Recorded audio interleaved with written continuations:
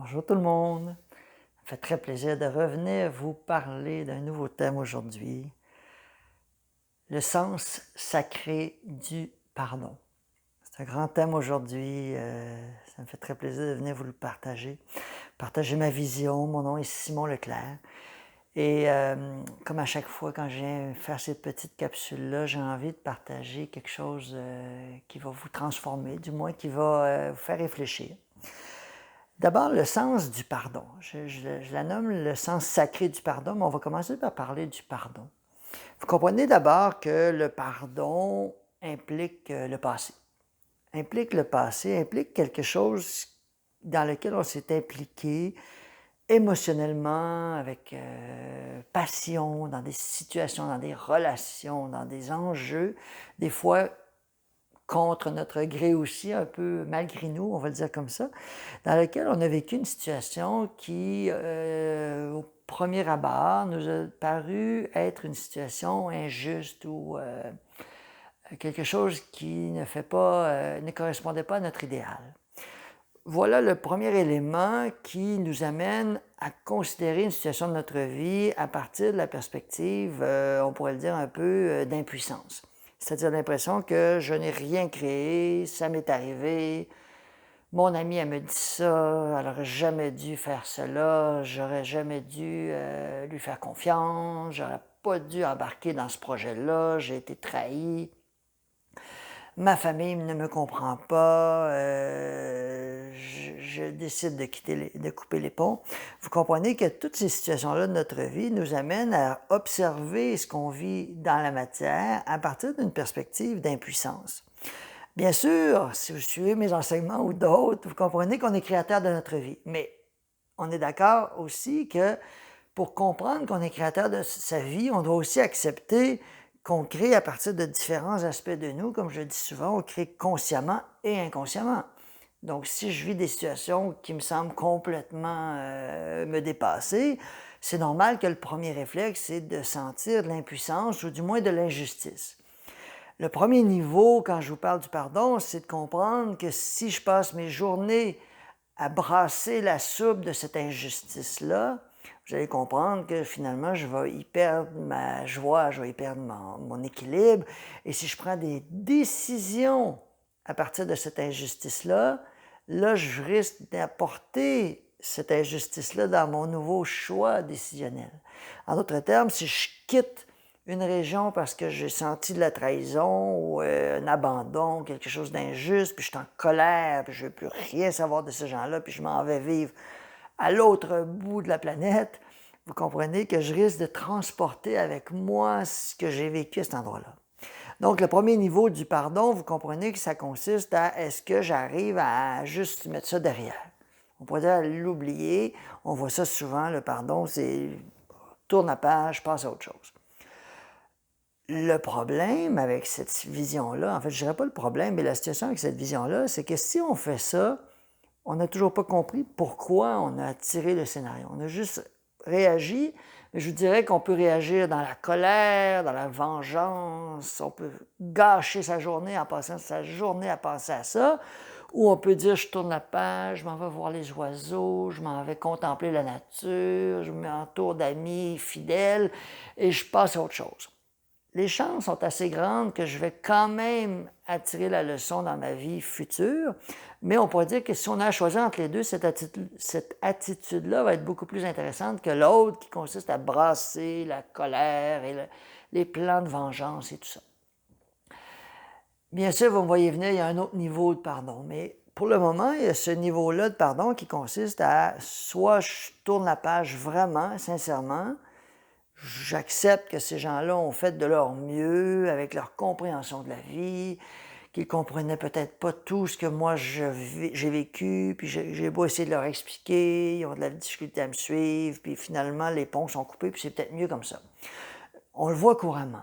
On le voit couramment. Je ne suis pas en train de dire qu'il faut rétablir les ponts dans ce genre de situation-là, mais il y a quand même une leçon à dire, si je coupe un pont, est-ce que je le coupe vraiment ou je le traîne quand même avec moi?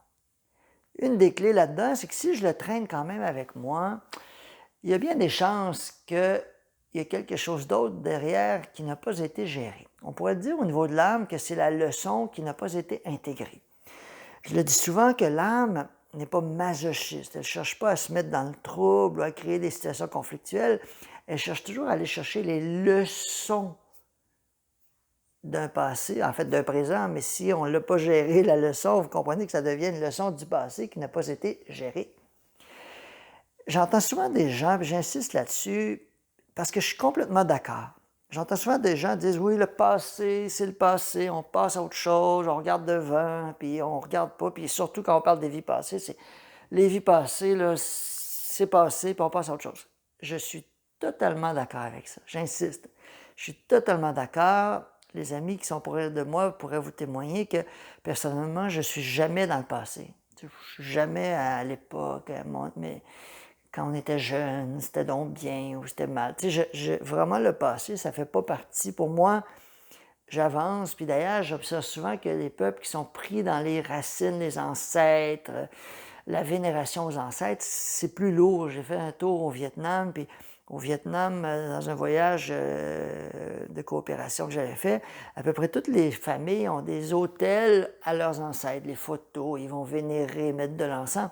J'ai aucun jugement là-dessus, je fais juste observer que cette vénération au passé, aux ancêtres et tout ça, je dis pas de faire l'inverse puis de dire tant pis pour eux ou quelque chose comme ça. L'idée, c'est pas de se couper, mais la vénération du passé et des ancêtres emprisonne le futur. Vous comprenez que si je vénère mon passé, je contemple mon passé et comme ma contemplation crée, je la projette dans le futur. Donc, toutes les personnes qui sont très nostalgiques du passé. On était donc bien, quand on était jeune, c'était merveilleux. Oui, les souvenirs d'enfance sont intéressants, mais si on se rapporte à n'importe quel événement, vous comprenez que si vous pensez à un voyage que vous avez fait l'année passée, vous allez vous rendre compte que ce voyage-là, quand vous étiez dedans, il y avait ses enjeux. C'est par la suite qu'on se souvient des beaux moments, mais quand on est dedans, dans un voyage une randonnée, à un moment donné, on dit, bon, j'ai hâte que ça termine, est-ce qu'on est rendu? Donc, il y a des moments difficiles dans la randonnée, mais quand on repense à la randonnée une semaine après, on ne pense plus au moment où on trouvait ça difficile ou demander aux mères qui ont accouché, celles qui sont à l'écoute. Bien, vous savez qu'il y a des moments dans la grossesse où vous avez hâte que ça soit terminé, mais après, on ne pense plus à ces moments-là, ou du moins, on n'y pense pas de la même façon. Donc, tout ça pour dire que le passé, je suis complètement d'accord pour dire on le laisse derrière. Toute mon approche d'accompagnement, pour moi, consiste non pas à brasser la soupe du passé, mais à aller chercher la dimension émotionnelle des événements passés qui n'ont pas été gérés. C'est très différent que de brasser la soupe du passé, vous comprenez? On n'est pas en train de brasser la soupe du passé, on est en train d'aller à un moment précis où j'ai vécu un choc, une situation qui n'a pas été gérée.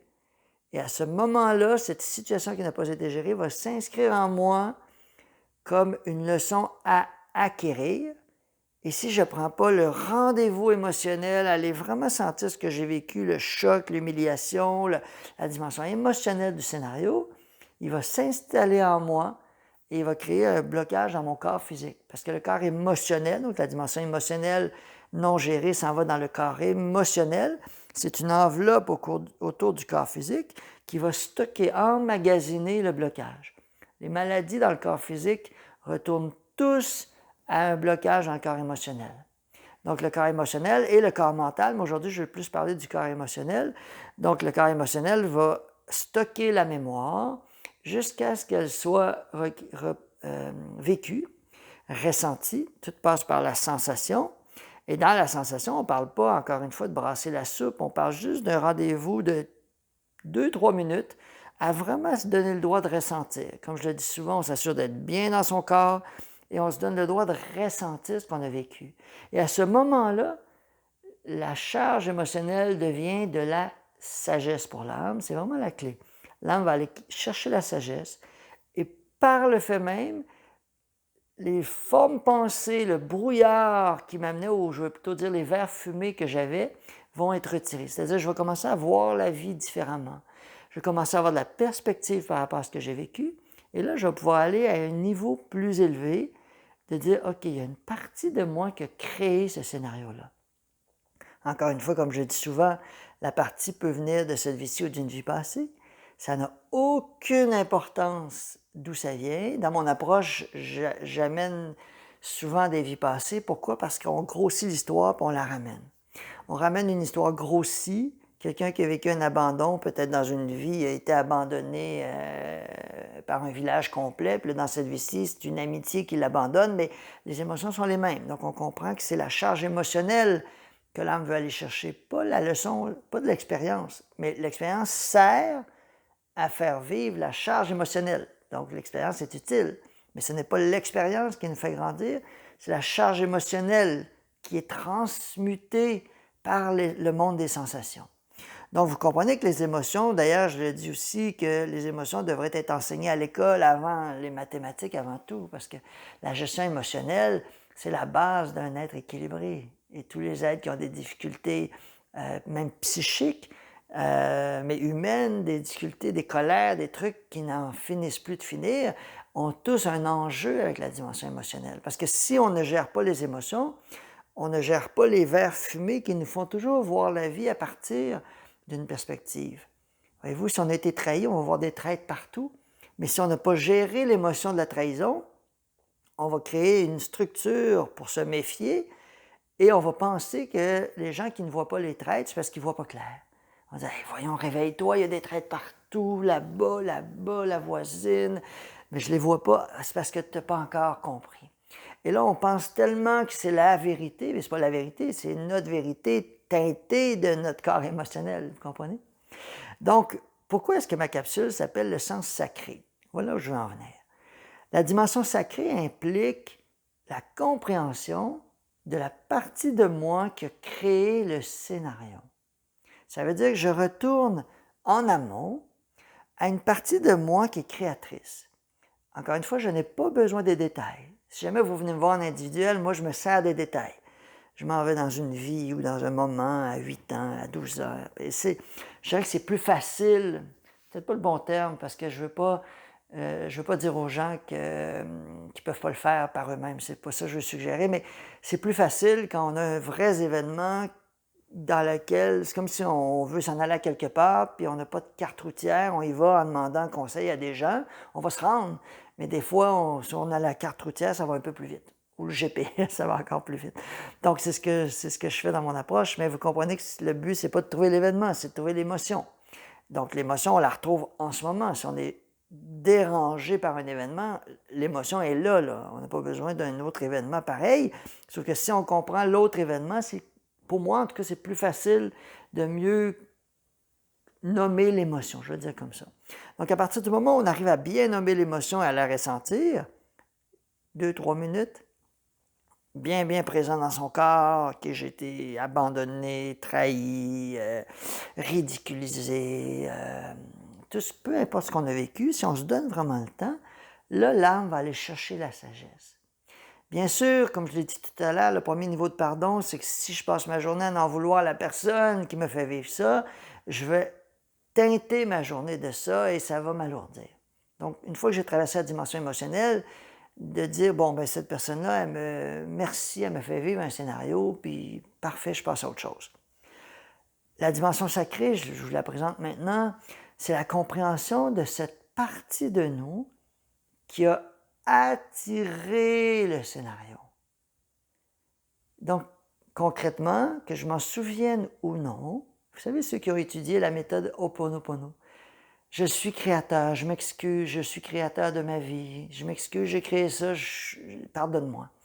Symboliquement, c'est la même chose. C'est comme si on se dit, pardonne-moi, j'ai créé ça, pardonne-moi. Je libère la partie de moi qui a créé le scénario.